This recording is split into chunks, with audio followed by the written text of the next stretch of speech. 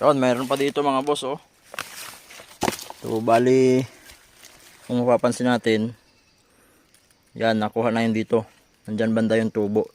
Yan yung kinukuha ng mga unggoy.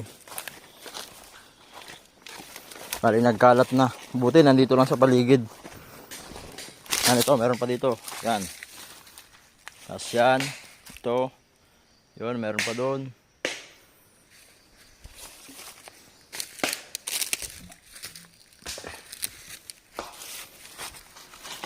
Oh, ito. Butas din. Yan.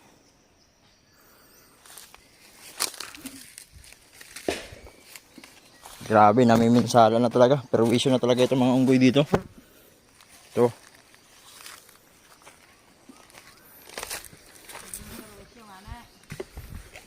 Kung hindi sa nyog, sa mga tanim naman.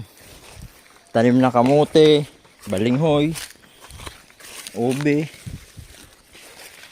Ano to? Puro butas mga boss. Puro butas. Pero nandyan pa naman yung laman yan. Yung laman ng nyug naman ang kailangan natin dyan eh. Yun nga lang, pinahirapan tayo. Kalat-kalat na to.